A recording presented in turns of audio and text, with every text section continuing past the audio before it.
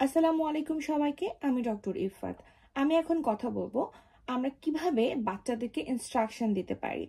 আর সেটা যদি হয় আমাদের ডেভেলপমেন্টাল ডিলের বাচ্চারা, তাদের আন্ডারস্ট্যান্ডিং লেভেল খুবই কম থাকে এবং তারা ইনস্ট্রাকশন জিনিসটা একদমই বোঝে না যে একজন মানুষ তাকে কি বলছে, কারণ তারা তাদের নিজস্ব দুনিয়ায় ব্যস্ত থাকে অথবা সে বুঝতেই পারে না। প্রথমত আমাদের এটা খেয়াল রাখতে হবে যে আমরা ইনস্ট্রাকশনটা দিব খুব ছোট এবং সিম্পল। ইনস্ট্রাকশনটা দেওয়ার সময় আমার কথাটা যেন জটিল না হয়ে যায় বাচ্চার জন্য, কারণ বাচ্চার আন্ডারস্ট্যান্ডিং লেভেলটা কিন্তু অনেক কম, সে কিন্তু বুঝতে পারে না। সুতরাং আমি যত কঠিন করে ইনস্ট্রাকশন দিব তার জন্য বিষয়টা আরো কঠিন হয়ে যাবে। আমাকে খুব কাছের থেকে ইনস্ট্রাকশন দিতে হবে। আমি এক রুম থেকে আরেক রুমে যে তাকে একটা কাজ করতে হবে সেই ইনস্ট্রাকশন দিয়ে কিন্তু শুরু করব না। এগুলো অনেক পরের স্টেজ। আমার বাচ্চার আন্ডারস্ট্যান্ডিং লেভেল অনুযায়ী আমরা তার সাথে কাজ শুরু করব। যদি এটা আমি ধরি যে এটা আমার ছেলে, আমার ইরফাজ, তাহলে আমি ওকে ইনস্ট্রাকশনগুলো কিভাবে দিয়েছি, যেমন একদম গ্লাসটা সামনে আর আমিও এখানে, আমি ওকে বলবো ইরফাজ মাম্মাকে গ্লাসটা দাও। ও বুঝতেছে না। একদম প্রথম লেভেলে আপনার বাচ্চা কিন্তু এত সহজ করে ডাইরেক্ট বুঝিয়ে দেওয়ার পরও সেটা বুঝবে না। এমনকি তার হাত নিয়েও বুঝেছে, ইরফাজ এই যে গ্লাস, এটা গ্লাস দাও মাম্মা, এটা মাম্মাকে দাও, ও কিন্তু বুঝবে না। তো ওর হাতটা আমি ওকে ইনস্ট্রাকশন দিলাম, কাজটা আমি ওকে দিয়ে করাবো।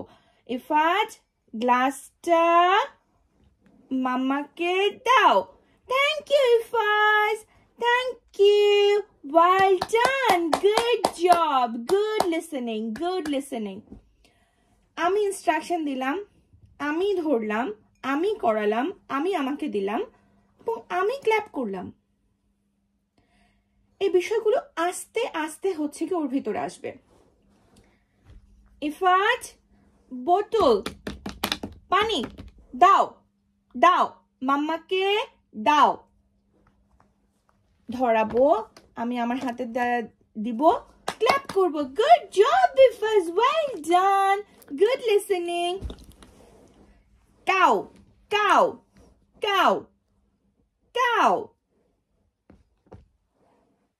give me কাউ কাউটা দাও। আপনি ইনস্ট্রাকশন ইংলিশে দিতে চাচ্ছেন না বাংলাতে দিতে চাচ্ছেন সেটা হচ্ছে সম্পূর্ণ এটা আপনার উপর। তো মেইন কথা হচ্ছে ধরাবেন আপনি, বলবেন আপনি, ধরাবেন আপনি, নিজের হাতে নিজেই দিবেন, ওকে অ্যাপ্রিশিয়েট করবেন। কোনো কিছু এখন হলো দেওয়া, তারপর হচ্ছে আমরা যদি বলি রাখারটা। এখানে দেখেন অনেকগুলো কালার আছে, রাইট? তো আমি বাচ্চাকে যখন ইনস্ট্রাকশন দিব ওর সামনে যেন একটা জিনিসই থাকে। আমি কিন্তু ওকে প্রথমত বলবো না ইরফাজ গ্রিন কালারেরটা দাও, ব্লু কালারটা দাও, ইয়েলোটা দাও। বাচ্চা কিন্তু কনফিউজড হয়ে যাবে। এখানে দুইটা কথা, একটা হচ্ছে ব্লু, একটা হচ্ছে দাও, ঠিক আছে? ও কনফিউজড হয়ে যাবে। এটা অনেক বড় ওর জন্য, যখন ওর আন্ডারস্ট্যান্ডিং লেভেল 0, এই এত লম্বা ইনস্ট্রাকশন ওকে আমরা দিব না। বলবো ইরফাজ দাও, এটা দাও, শুধুমাত্র একটা জিনিস এটা দাও। অথবা যখন অনেকগুলো জিনিস থাকবে কোনোটা স্পেসিফিক ভাবে বলবো না, বলবো রাখো। ওর হাত দিয়ে যখন রাখো বলবো, এর রাখার ইনস্ট্রাকশনটা সে বুঝতেছে না, আমি ওর হাত দিয়ে ধরাবো, ইরফাজ এটা রাখবো এখানে, ঠিক আছে? রাখো।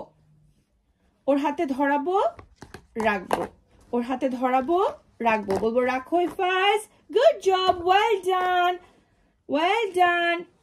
রাখো।